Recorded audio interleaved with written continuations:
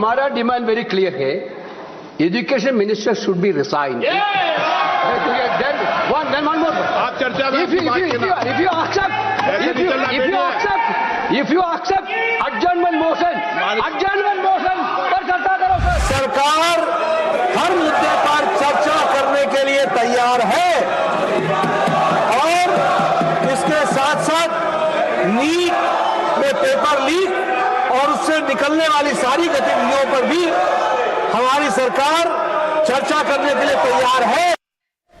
अब इस बीच सवाल यह, आज तीसरा दिन था, लोकसभा की कार्रवाई स्थगित हुई, राज्यसभा की कार्रवाई स्थगित हुई, काम कैसे शुरू होगा, बीच का रास्ता कैसे निकलेगा? देखिए, आज जब 11 बजे लोकसभा की कार्रवाई शुरू हुई तो क्या तस्वीर थी? हंगामा शुरू हो गया प्रश्नकाल में ही। आपने बात कहा है तो सुनिए ना,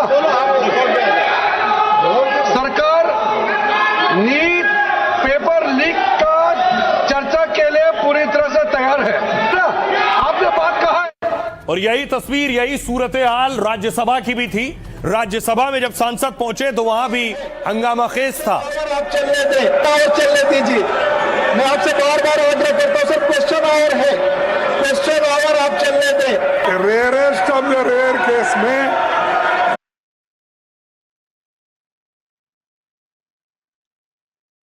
ये लिया जाता है, तो जब rarest of the rare case, इससे रेयरेस्ट क्या हो सकता है? चेयरमैन का चलने दीजिए, मैं आपसे बार बार ऑर्डर।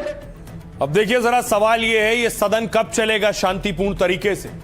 जनता जानना चाहती है कार्रवाई कब शुरू होगी, रास्ता क्या है? मॉनसून सत्र के तीसरे दिन भी पेपर लीक पर हंगामा हुआ। विपक्ष शिक्षा मंत्री धर्मेंद्र प्रधान के इस्तीफे पर अड़ा है। साथ ही संसद में नीट पेपर लीक पर चर्चा की मांग हो रही है। दोनों सदनों में आज बार बार कार्रवाई बाधित रही। इसके बाद दोनों सदनों को स्थगित कर दिया गया। सरकार बार बार कह रही है कि वो चर्चा के लिए तैयार है। राज्यसभा में विपक्ष ने नियम 267 के तहत नोटिस दिया है। सदन के तय कामकाज को स्थगित करने का अनुरोध किया है। खड़गे ने कहा कि हम नियम 267 के तहत नीट पर चर्चा चाहते हैं। उपसभापति हरिवंश साहब ने कहा कि इसका इस्तेमाल रेयरेस्ट ऑफ रेयर स्थिति में किया जाता है।